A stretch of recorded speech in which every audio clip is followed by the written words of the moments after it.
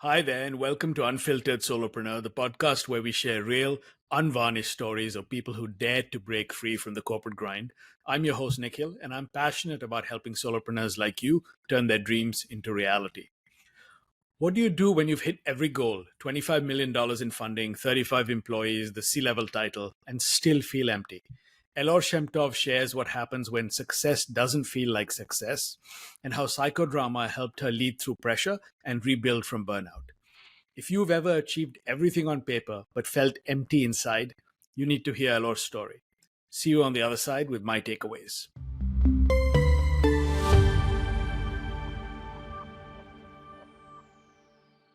Hello and welcome to a new episode of Unfiltered Solopreneur. I'm your host, Nikhil Vaish, founder and CEO of Boost Solo. My next guest is a psychodrama master who traded the C-suite pressure cooker for a soul-centered coaching practice, now helping executives rewire their inner worlds so their leadership creates ripple effects across organizations. Elor, welcome to the show. Thank you. I'm flattered.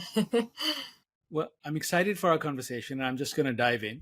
So now you've had a really fascinating journey from studying psychodrama to leading a biotech startup to launching your own coaching practice.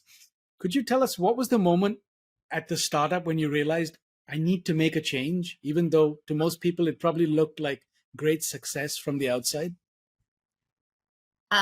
So I had a lot of goals that I wanted to achieve as a CAO. And when I started it with my boss, the co-founder and CEO of the company, we were just the two of us with two employees. And we had a vision, we had ideas, we had everything we wanted to accomplish. And so step by step, we managed to really, I would say, nail those achievements and goals. And when I reached the top of my goal that I set for myself, which was funding 25 million in one shot. Wow. Yeah, because we were going through multiple funding rounds. And so that was for me the highest achievement as a CAO, supporting and being part of, a company that grew from 3-4 employees to almost 35 employees was like a big achievement, but also raising money and having other investors and investments that really enhanced our creativity and our vision.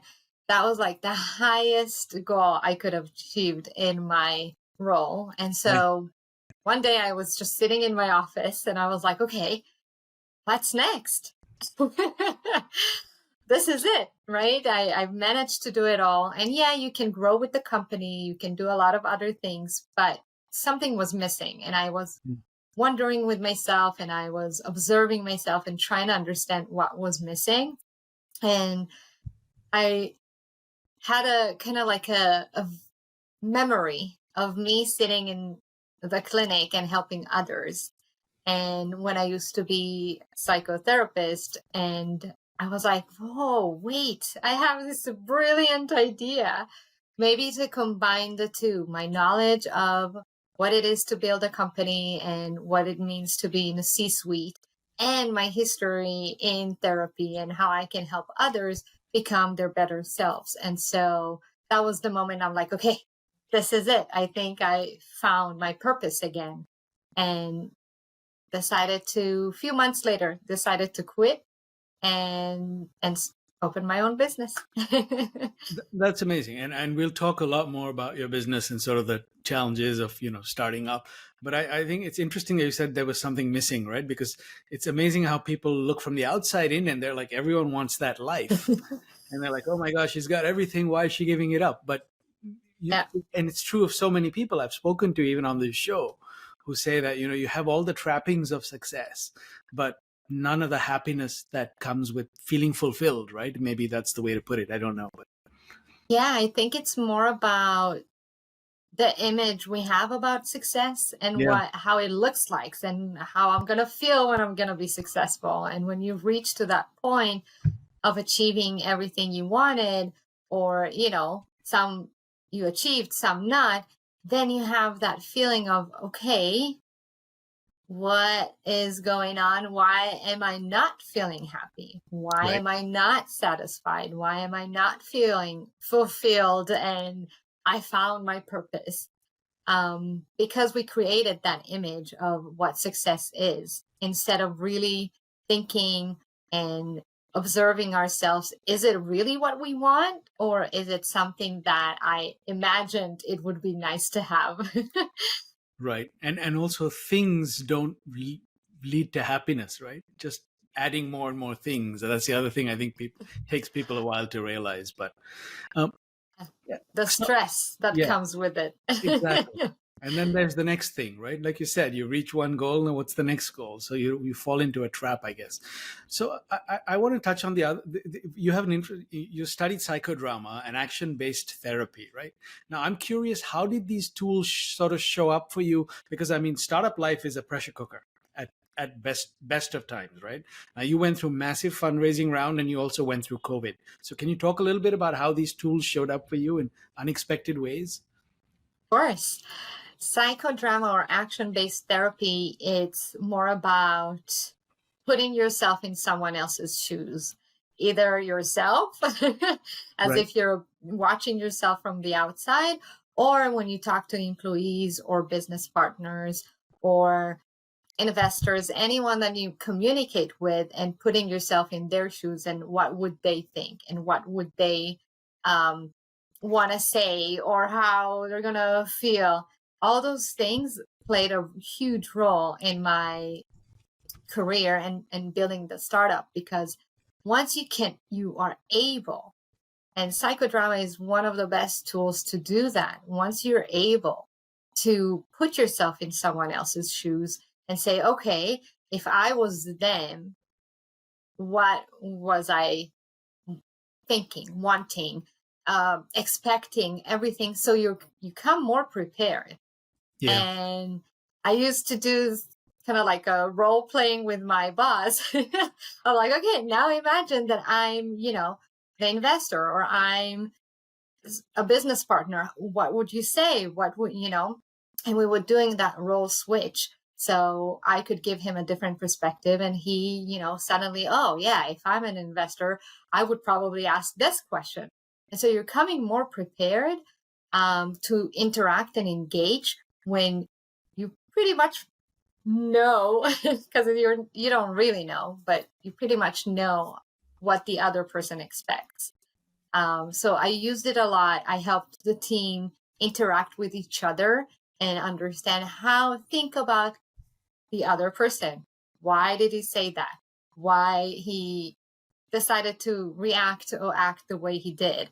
Or when you come to your boss or your manager, how do you want them to perceive you? Think about, when you start having that tool and Yeah. practice it, people start doing it themselves in their head. They don't really need to, do role playing Right. in real life, but they do it in their head, and they're like, oh, okay, I didn't think about that this way, and now I can approach it differently. That's really interesting. And it sounds to me like it also builds empathy, right? More than preparation, because, and that's the hardest thing, I think, culture is all about being able to understand the different roles and shoes people wear within organizations, right? And that, I always call that the social glue, right? Which I think Uh-huh. is sort of missing, especially if you're all remote, it's very hard to do, I think. But I love that tool. And did it, so it must have made a massive difference in the organization, I would imagine. Oh yeah, Mm. I think the first time I did it with my team, they were surprised and looked at me kind of weird. Strange. They're like, what do you What are we want from doing? us? We're not actors. I'm Right. like, I don't want you to be actors, but for a second, let's just, put ourselves out of the picture and try to really empathize with the other person and see where you come from and where they come from. Um, and in like difficult situations, I used to sit with them and kind of ask them, okay, now put yourself in my shoes, right? Try to understand where I'm coming from. Yes, I want to give you everything I want, everything I can. I want to give you a raise. I want to give you, endless holidays and don't work, just make money. But I can't, right? I have obligations. We have responsibilities. So once you ask them just put yourself in my shoes and you tell me, what would you do? People are opening their mind and they're more engaged and they're more interacting with you, and they understand, okay, maybe I want 1, 2, 3, but then reality maybe is something else, and we need to together collaborate and try to make it happen so we all can benefit out of it. So yeah, it was a a funny journey to see my employees look at me like, oh, what just happened, to suddenly talk that language Yeah. with each other, with their managers, with me, with, the CEOs. In like business meetings, when we invited one of the engineers, they were like, they knew what to prepare, and they, felt comfortable and calm to really try to do their best to help us succeed and get what we wanted. And we had a great team, and they're still a great team. So Yeah. though I'm not there, I am very, very proud of them. That's fantastic, and I hope every organization does that, right? It seems like a really important way to build sort of rapport relationship. And the other thing that strikes me about it, and we can probably do a full episode on this, and I won't linger on this more, but it struck me as you were talking is also, I always say, treat people the way you want to be treated, not how you have been treated, right? And it feels to me like it turns a switch in your head, because you're like, this is how I would want to feel in this situation, right? And Nice. I'm sure there's some of that too, if I'm not wrong. Yeah, you're completely right. This is what, or this is where the magic happens. Yeah. I feel like, right?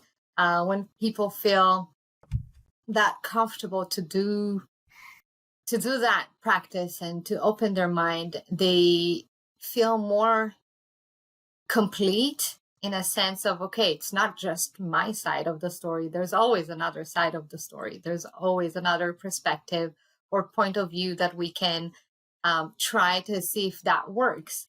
And when you create that environment that I'm not judging anything, right? You can say anything as long as it's respectful, but you can say anything and you can bring your opinion, and we're open to hear it. Yeah, I might not take it, right? Yeah.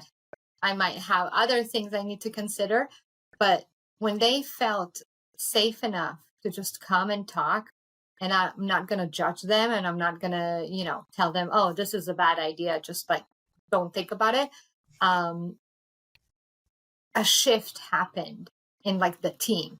Right. And they all had the same goal, and they all wanted the same thing, which created a lot more loyalty, and they wanted to stay. They wanted to put more work, and they were encouraged to bring their ideas to make the product a lot better. So it all kind of intertwined together once you do open people to that different approach, instead of, okay, it's based on your performance, it's based on what you do or how you speak to your manager, and you have like those codes that no one talks about them. Right. Suddenly you tell them, okay, you can just be you and it's going to be fine. Nothing will going to happen to you. You see all their defensiveness and resistance just settle down, and they're more happy to share really their thoughts. And it was important for me as a CAO to really build that culture, because I feel like it's missing. It's missing in a lot of corporates, and if you have thousands of employees, it's really hard to do that. But like I tell my clients, it all starts with your head physically and then with your company. So if the head of the company or the management of the company really shift their mindset and really understand that it starts with them, and once they lead by example, by showing vulnerability, by opening, people's mindset, by giving them the feeling that they can be who they are, there is a ripple effect to the whole body. And so your whole company, your whole physical body will get affected by it. And the results are amazing. And people don't realize it. So I guess you need to experience it in order to, I was to feel it. Yeah, and especially like corporate executives, right? They're all about, and we'll talk about that a little bit. I want to touch on some of those things too. So let me ask you now, What expectations did you have when you launched your solo business? And tell us what the reality has been like. I'm a high achiever. Yeah. And so my expectations were like super high. And I thought that in 4 or 5 months, I'll have hundreds of people wanting my services. I'm going to be a motivational speaker to companies, go and kind of help companies shift their mindset and shift their leadership and open their eyes to something else. But that didn't happen. The process is slower than I expected it to be. I had challenges that I didn't even know exist. How do you communicate your message without giving tools, right? Everyone wants something to work with, like a tool that I can take and put into action. And my approach is more of getting to know who you are, your thought process, your inner world, how you react, why you react, what are the triggers. It's more of an inner work than, let me give you the 5 best tools you can be the greatest leader. Yeah. And so that was a challenge. How do you give that message? How do you bring in people that are open enough to explore that option or that approach? And I'm grateful that people are interested in it. I'm grateful I had a community and people that knew what I was going through, and I shared it with them, colleagues and business partners. So they were, open enough to kind of spread the word and the love, but it's still not what I was expecting. And I kind of thought it would be a rocket launch. Yeah. But there's a lot to take and change and adapt and create new content and create a content that will be intriguing and inviting at the same time. And so I'm still in the process. I haven't finished yet. But I feel like consistency and keep doing what you're doing and believing in yourself, because I know it's going to be great, because I believe in myself and I believe in what I do. And that is the approach you need to take if you open a business or if you want to succeed, because giving up is easy. Saying, oh, no one wants, my services, or I'm getting no for answers. I send emails, I send messages, I send, LinkedIn messages, everything that I can. But a lot of people are saying no, and getting discouraged by it is super easy. You're kind of like, oh, am I doing the right thing? Yes, you are. Because no one promised you success will happen in one day. Well, to be fair, social media does promise you that, right, these days. And in fact, my pet phrase now is, if you build it, they will not come, because that's what it tells you. Just start up a Facebook page, a group, or a LinkedIn page, and clients will pour in, right? So that is true. That is the perception out there. And you, so many people have told me this, that they thought they launched their business and they were like waiting for the inbox to fill up, and there was nothing. Yeah. Now that you say that and I can observe it, you go to LinkedIn and everyone are so successful. I built 7 million, companies. I have 7 figures this. I can help you, launch your business in 30 days or 90 days, or I can generate leads, or there's so much misleading information out there that if you just look from the outside, you're like, oh, I can do this. And then what happens when you set expectations high, like I am, disappointment comes super early, right? Because like you said, you're expecting your inbox to be full of like messages as, yes, I want your service. But then you get either 0 or maybe 1, and it's not successful. And you're meeting with them and they're like, well, I thought it's something else. So thank you, but no, thank you. Yeah. So and that misleading information, it's not something that you should count on or believe in, because reality is not like that. And life is not like that. No. And if you are aware of your journey or your past, you know it doesn't work like that. But we want to believe it happens this way, which is not. And that's where, you know, there's an internal conflict because, you know, inside it doesn't work like that. But your brain tells you, no, it can happen. Oh, yeah, I can achieve this, or that person did it. Why can't I do it? And all that comparison, that's the trap your brain really gives you, right? That it's Yeah. internal conflict where you're like, I want this, but reality says something else. And then all the negative thoughts and depression and things like that comes up because there's no sync between your inner world and the out world. And it's important to work internally, because when you are grounded and centered and know who you are, you're not afraid to try, first Right. of all, and you don't believe anything out there. You're like, okay, maybe some did it this way. My journey is different and it's okay. It doesn't mean anything about me. It doesn't mean I'm not successful. It doesn't mean I cannot do this. Maybe it will take me longer than others. And pretty much you have that internal conversation of telling yourself it's okay. Yeah. Nothing happens, right? It's okay. And I'm going through my own journey and I'm okay with it. And I cherish every tiny success and every disappointment because it's part of the journey.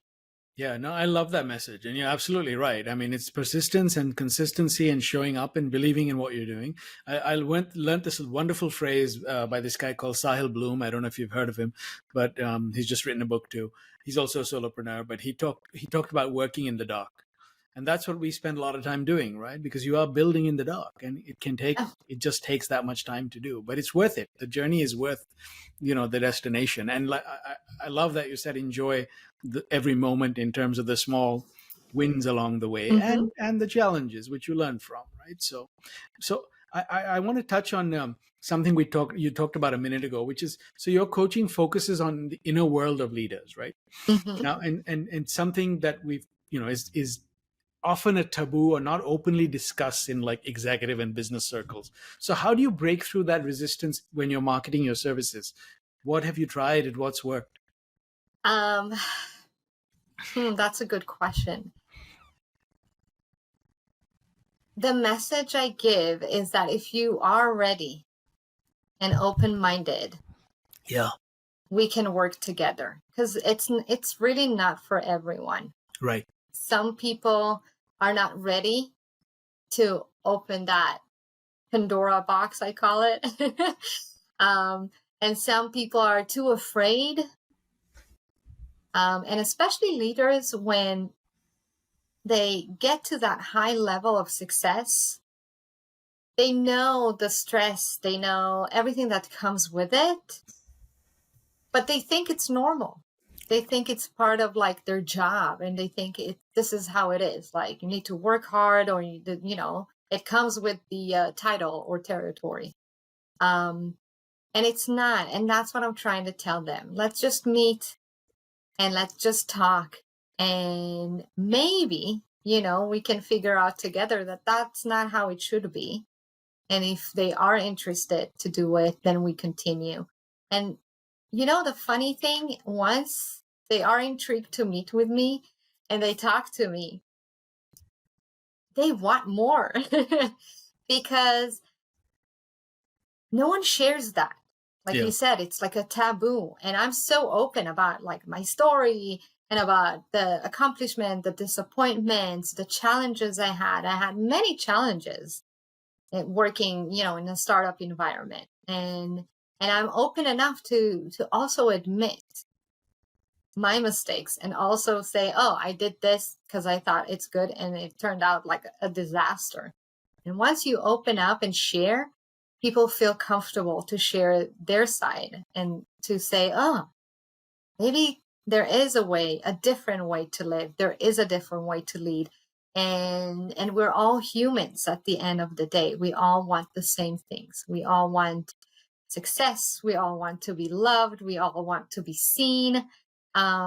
And that's what I bring to the table.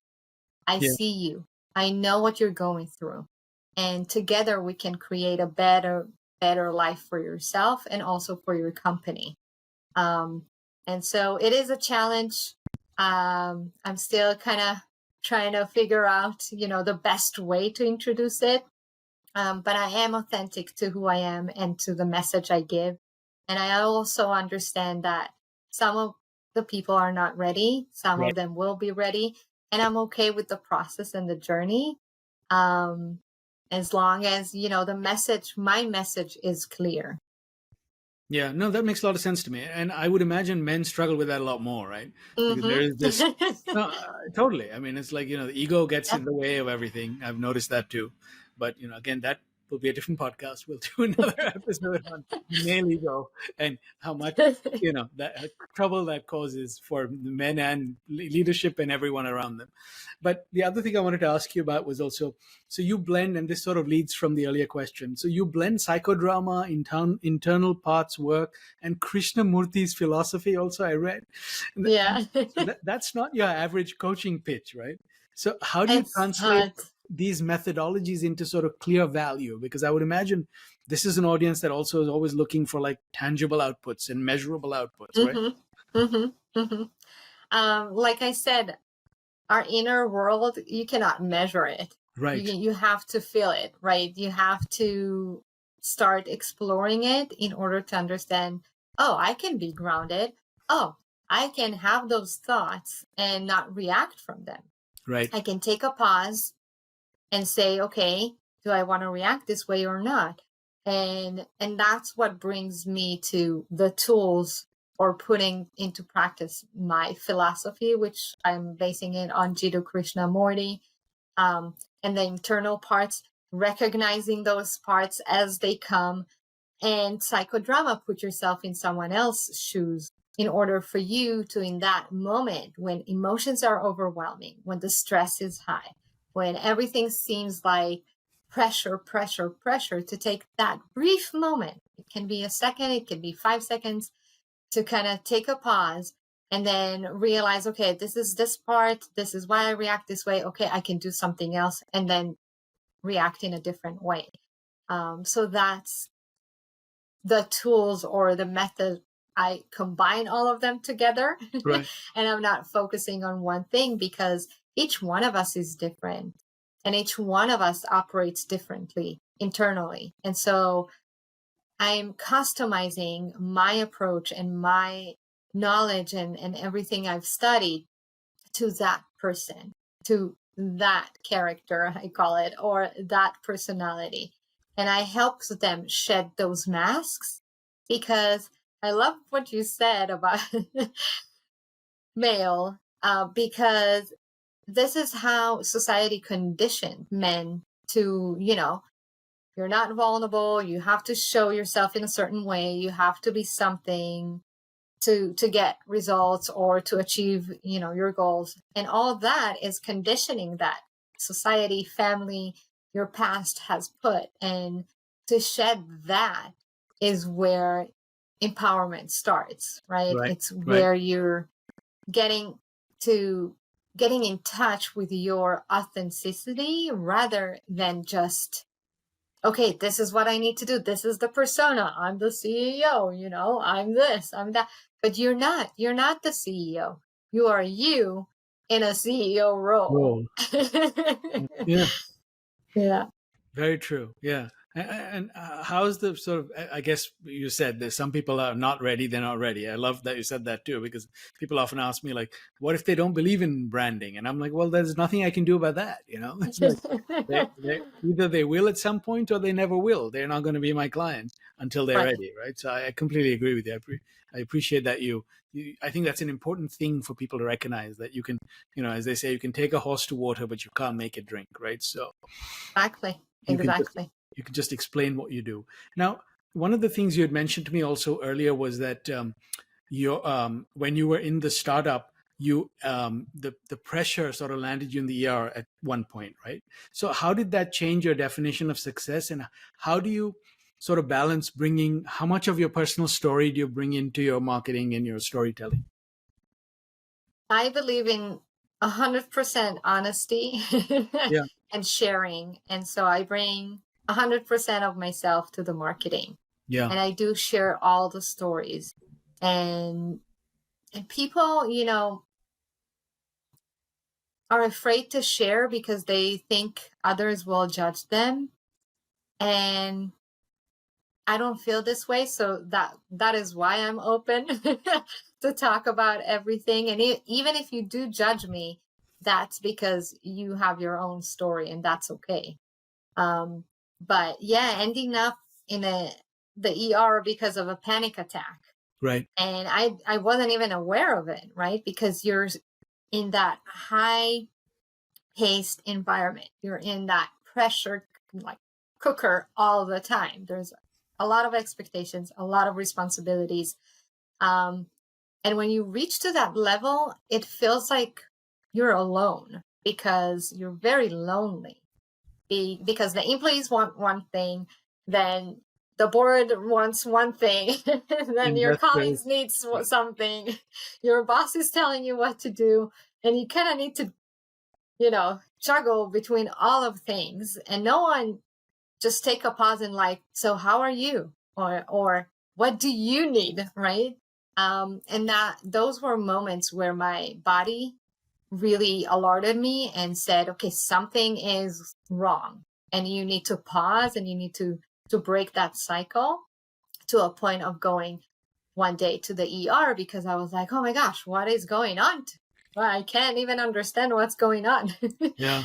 And so I am sharing everything. I do believe once you do share, it's amazing how people are like, oh, I had that too, or oh, I felt that too. And they, like I said, they feel safe enough to also share that they have been going through the same thing. But when we keep it as a secret because we don't want others to judge us, that's where, you're not really authentic to who you are, and you're keeping secrets, from others, that you cannot really engage with them or build a relationship. And when you are in business, or when you try to open a business, trust and relationship, that's the key to success. That's why clients wants you. That's why clients wants to work with you, Right. because you are trustworthy. You are building a relationship with the client. And for me, openness and honesty is the key to build the trust. And so I'm giving 500% of who I am. Yeah, no, I can see that, and thank you for sharing that, because you're right. And I think it's hard to sort of ask people to be vulnerable with you if you're not willing to be vulnerable with them, right? So if you are not sharing, I think people forget that. They hide behind CVs or Hmm. accomplishments or credentials. And I always say your story is your most powerful asset, especially for our solopreneurs, because we're not building companies in, like IBM or global, entities in their own right. Right, We are the right. story, we are the brand, we are the product. So I think that's a very valuable lesson. Um, so the other thing I wanted to ask you about, you mentioned sort of you're still scaling your business. Now you mentioned to me a few minutes ago that you were lucky because your network sort of supported you put the word out. So what's been your biggest challenge in attracting clients beyond your existing network? Hmm. Hmm. Um, all the fake promises out there, Right. right? Yeah.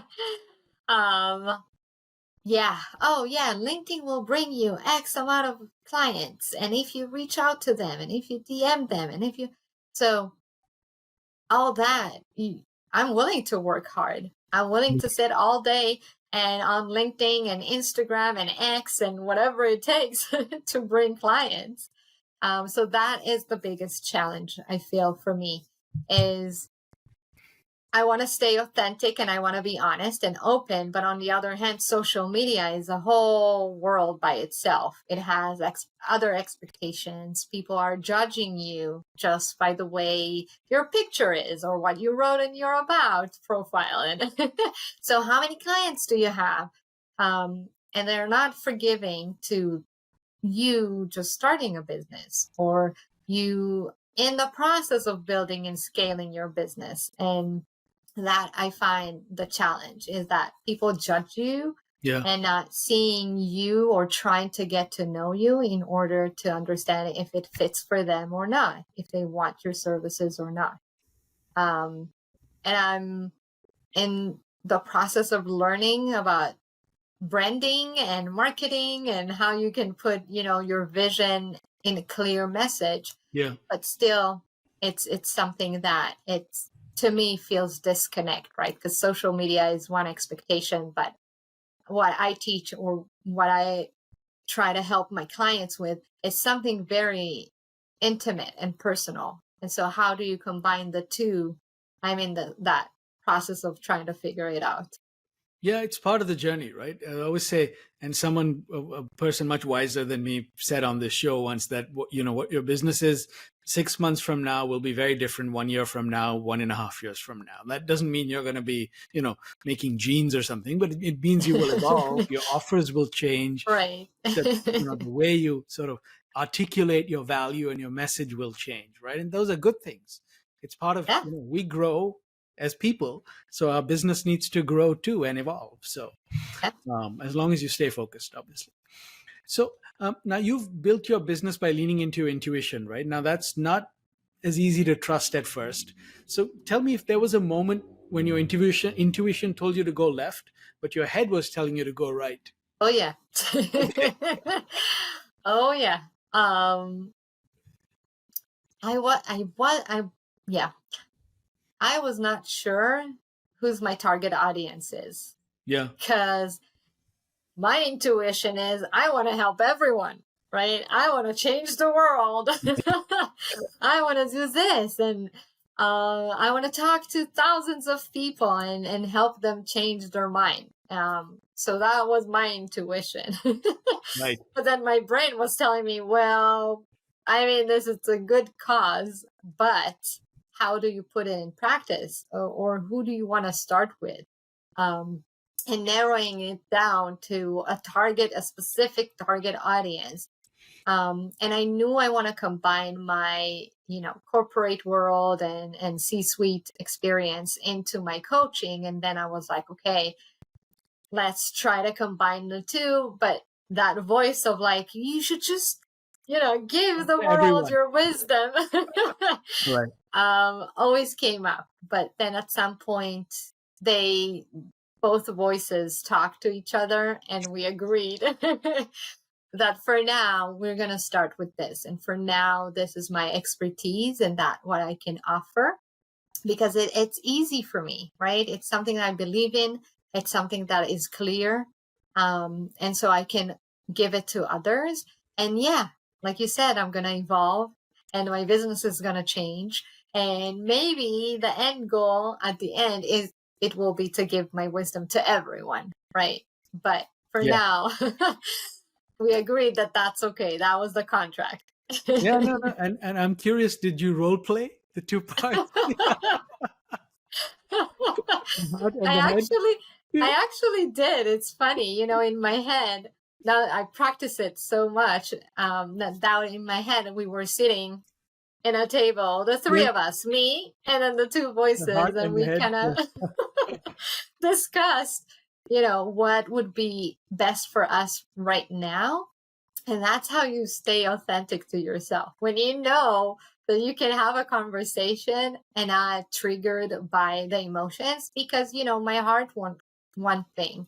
And those emotions of like success and help others and be there for everyone and please everyone is always there. Yeah.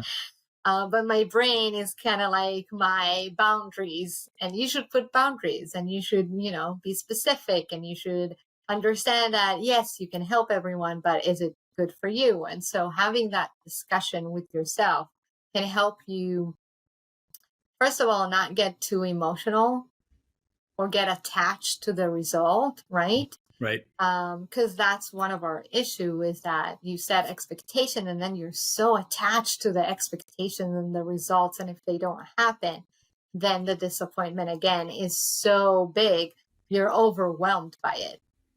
And you're thinking of quitting, you're thinking of not doing it. But when you have that conversation and you understand that those are just voices in our, inner world that are talking to each other and trying to protect us from not getting hurt, from not getting disappointed, then having that conversation internally can help you say, okay, let's agree on one thing. Right. And that is the goal. And that's right now is what we need to do. And those are the actions to take to get there. So yeah. Yeah, and I think that's key what you just said, which is right now. Right now is not tomorrow, day after, and 5 years from now you can achieve that goal. But as much as I think visions are important, it can also cause paralysis, right? Because you feel like I got to go do that whole thing, change the world tomorrow. Yeah. And you will get there. It's just you got to start somewhere, and everyone starts in exactly that same place. That's what people don't realize. They look at the success, they don't look at the journey that it took to get there. So no, I love that you said that. So now the other thing I wanted to ask you is you're helping people tap into the subconscious. So can you tell us what's one limiting belief or internal conflict that you've had to confront and resolve in your business other than the targeting, which feels more sort of external? The feeling of not good enough. Right. It's so rooted in our subconscious. Yeah. And it doesn't matter if you're what age you are, what gender you are, where you're at in your path or career. This is the one thing that I hear from my clients, or I hear from people I talk to, even like friends and family. It's so rooted in us that we don't feel we're good enough. And that's something we all as a society, I feel like, need to kind of talk about, because those mini contracts we put with ourselves, that this is how it should be, or this is how I should look, or this is how I should feel, or this is where I want to take my career. All those mini agreements, they can change, they can adapt. We don't need to be attached to them, because once we do attach to those contracts, that is when not good enough comes in. Right. That voice. You see, you're not good enough. You didn't make this. You didn't do that. And it's amazing how people don't realize it's really part of who they are. And it's just a voice. It's not necessarily the truth. It doesn't mean you're not good enough. But we do feel that. We do really subconsciously are living by this. And this is why people want to achieve more. This is why we want, to have families and married and all those, expectations, is that maybe that what will make me feel good enough. Or maybe if I'll have children, I can teach them to feel good enough, Right. So all of that is a topic that I just noticed. It's a narrative that I've noticed in my business, and the subconscious, how we're not aware of it. We are, but we're not really. Yeah. People do talk about it, but they don't understand the root of why we feel we're not enough. And that's part of the journey I hear lately a lot for everyone. So is that like imposter syndrome? Is that kind of what you're talking, or is it a little different? It's not necessarily imposter syndrome. Okay. It's more an internal feeling. Right. Okay. It's more something that you experience with yourself, and not necessarily you need to pretend something else, because what really matters is in closed doors or in darkness is how you really feel. And that's where, you can empower yourself, or you can put yourself down. And it is really the not good enough is really something rooted in our DNA, I feel like. Yeah. I agree. And again, I think that's something men struggle to even admit, right? So I interviewed this young 19-year-old recently who started a business in his dorm room. And he was telling me, and I told him literally every stage of my life, I felt that way. Like every time I start something new, do something different, it's like, you're like, this will, you prove yourself all over again, in a sense. So no, I hear you. And again, it's like, I think it's important for people to hear that, right? We all feel that. It's a question of whether you admit it or not. Yeah. And we don't talk about it enough, I think, honestly, especially in the professional realm. No, because again, it's something that is on autopilot. We don't even Yeah. think about it. And so people are like, well, it's something I don't want to talk. It's something that we should put aside because I don't want it to interfere with my relationships building or my trust or anything like that. But if we do talk about it and if we do understand it's something that is rooted in everyone, Yeah. and that part of not being good enough to ourselves is what keeps us from doing things or what protects us from, to survive in a way socially. But we need to understand it's also okay to feel that way. Yeah. And once you accept, there's an acceptance that, okay, I am feeling not good enough, and that's okay. Yeah. I'm not weird, or, I shouldn't attached it to failure or disappointment. Then things are coming down, and that voice can say, okay, well, I'm here if you need me Right. to push you a little bit or, to give you a kick in the ass. Sorry Yeah. for my Yeah. language. That's okay. But Yeah. it's there when you need it, and you can turn it off when you don't need it.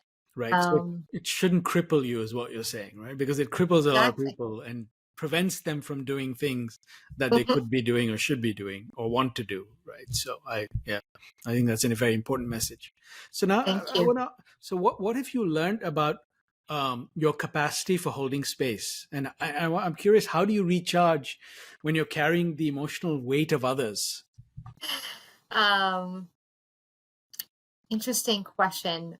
When I'm with a client, I'm fully 100% present. Right. I give myself 100%. I don't have thoughts about, ooh, I need to eat, or ooh, what are my next tasks for the day? Right. And so by giving them that 100%, it allows me, when I finish the call or when I finish the session, to just really do the cut and say, okay, that's it. Now I'm back to myself. Okay. And Yeah. so I never feel drained because I'm really trying to be present in every moment. And so I'm present with my clients, and then I'm really present with what I need to do next, and really present when I need to be with my husband or when I'm having fun. And so I don't allow those thoughts of, ooh, he said this thing that was intriguing me, or, ooh, I should think about how I can help him. I'll help them when I'm in the session with them. And then I just put it aside and tell myself, okay, now I should be present somewhere else.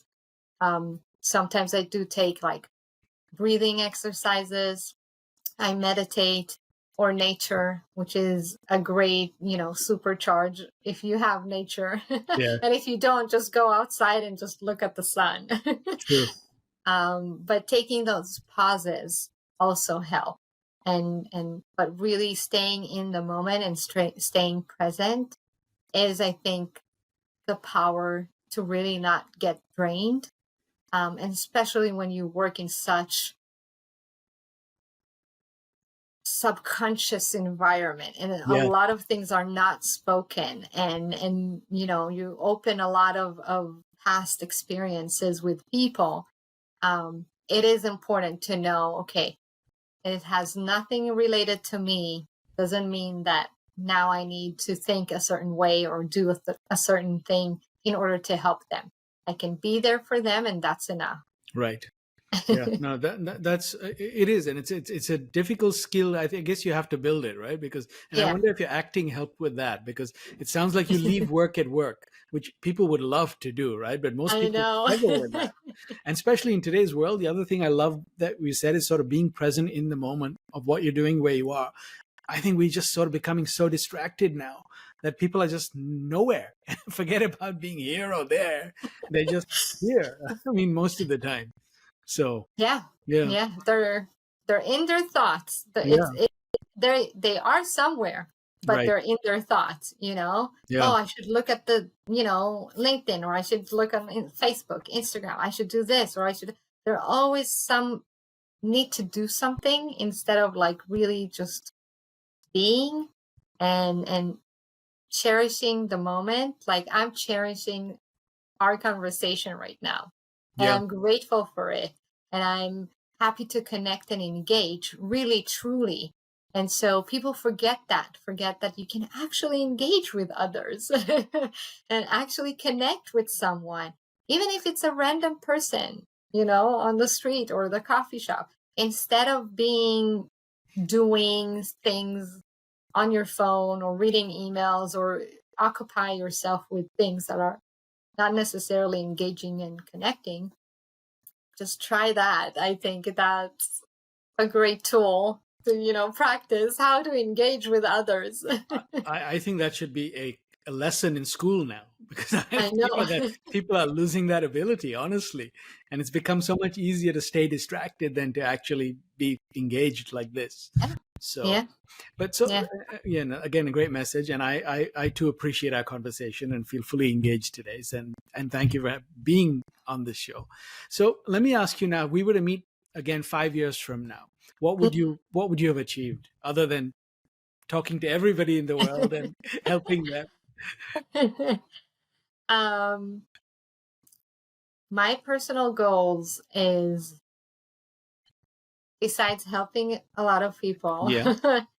and have the success that I call it success, right? It's not necessarily what people see from the outside, is having a grounded, centered life where I'm really, really tuning in to every moment, and I'm cherishing and loving and accepting everyone and everything that happens to me, because I'm still a human, right? Things are triggering me and I feel, overwhelmed, and I also have fears, and I also have a lot of emotions inside of me. But the really, really goal is at some point to just like accept everything Yeah. and just be and enjoy, because our lives are so short. I know people don't think that, but it is like 80 years. If you get to 80, it's amazing, right? True. If you're healthy and, still somehow coherent in your head.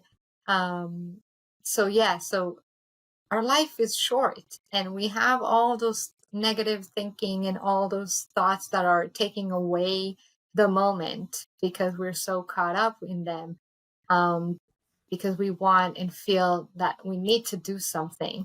And so that's my goal when I'm, I don't know, 70 or 80, hopefully, is to really be grounded and centered and be present 24/7 and love and cherish life, because I think it has a lot to give us. But us with our expectations and our, societal norms and success and, power and all of that takes away from really enjoying the small moments. Yeah, and from living in the present and appreciating what you have right now, right, So, versus what you yeah. think you need. No, that's a beautiful message. So, if you could offer one piece of advice to somebody who wants to start their solopreneur journey, Elor, what would you tell them? Don't listen to your thoughts. That's one advice I can give, is that everything starts and ends with your thought, with one thought. Mm-hmm. So if you have that thought that brings you down, or you have that thought that tells you maybe you should not do this, or doubts, or any thoughts that are, we call them negative, but thoughts that are protecting us, that's why they're there. Just observe them and just tell yourself, okay, it's okay. I think this way. It's there to protect me, Yeah. right? But I want to do something else, or I want to create, or I want to open my business, and then allow them to be there, accept them, love them, and then do what you need to do and open that business. Yeah, no, that's great advice. Quite, because you're right. We are our own worst enemy, and especially when you're solo. You're like, you literally are on your own, right? And you've got you have to quiet your mind sometimes a little bit, right? So I totally agree. Is there anything else you'd like to share with our listeners that we haven't covered? No, I think we pretty much covered. I can talk for hours, but pretty much covered my story and my journey of, of accepting myself. It's more about that, I feel like. And thank you for putting this show to allow us to really connect and engage and hear other people's stories, because you really think that you are the only one who's going through this. I know. And listening to your podcast and having those people share their stories, it really helps to understand that we're all in the same boat and we are all going through a journey, and it doesn't matter the journey, but it's something that we share, and we can help each other by sharing our stories. Yeah, so thank you. I appreciate you saying that, and that's the reason I did this, right? But I completely agree, though. It's like you said a few minutes ago, we're all human. We feel the same things. We go through the same things. We want the same things. We have the same fears, the same insecurities, and yet we pretend like we're all different, right? And I mean, we're all unique in terms of how we're put together, but ultimately how we feel inside and what our brain is our mind is working overtime telling us is all the same. So I think it is important, and thank you for sharing your journey so openly and honestly. So that brings us to a rapid fire round. Now I'm just going to throw a couple of questions at you. Tell us whatever comes to mind. What's a leadership practice you see executives waste time on that should be abandoned? Control. Very good. Trying to control everything. What's one acting skill that secretly makes you a better coach? Letting go. Oh, yeah, that's good. Yeah, and we just talked about that. That's an amazing skill to have as a coach. If your journey from CAO to coach was a Netflix series, what would you title it?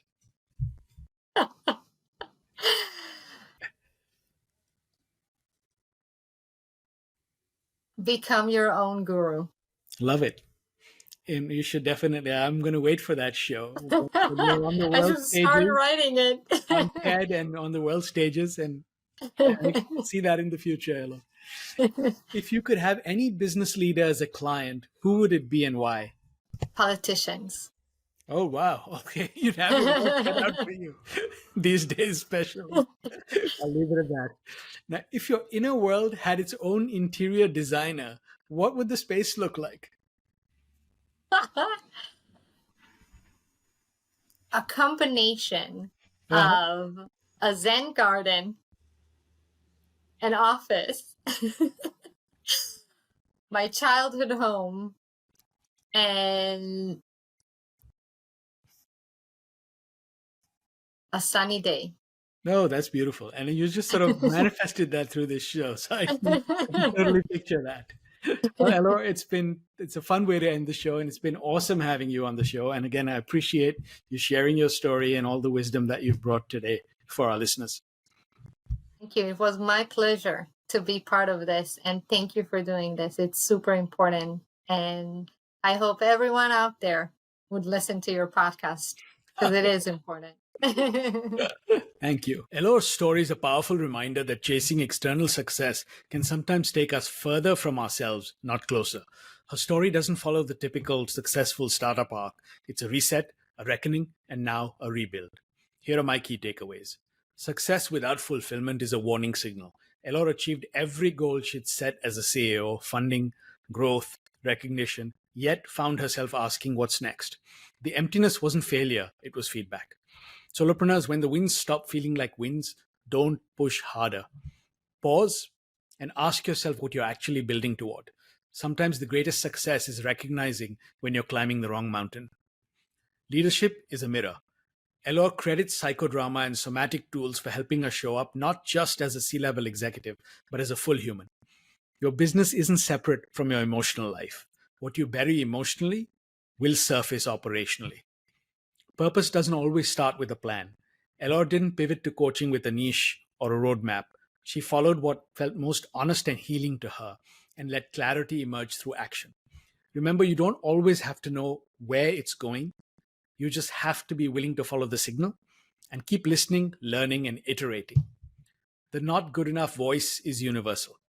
Elor identified what might be the most common limiting belief among solopreneurs and entrepreneurs: feeling fundamentally inadequate. It drives overwork, people pleasing, and the endless pursuit of external validation. Remember, this voice isn't telling you the truth. It's trying to protect you.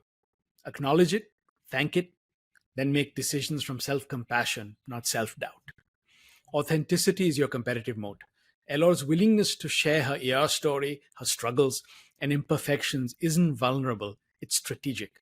In a world of polished LinkedIn posts, radical honesty not only cuts through, but builds unshakable trust.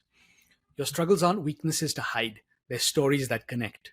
The clients who see your real story are the ones who truly value your real work. Presence is your superpower. Elor's ability to be 100% present with clients, then completely disconnect when the session ends, prevents emotional burnout and enhances our effectiveness. The always on culture is killing both our well being and our work quality. Master the art of being fully there and then fully gone. Your business gets stronger when your energy isn't split across moments. Elor's journey reminds us that the most sustainable businesses aren't built on hustle and achievement. They're built on alignment, authenticity, and the courage to redefine success on your own terms. Thanks for listening to Unfiltered Solopreneur. If you got value from today's episode, subscribe, leave a review, and share it with another solopreneur who needs this message. Until next time, keep breaking free from the corporate grind. And remember, your story is your most powerful asset. Live solo or die corporate.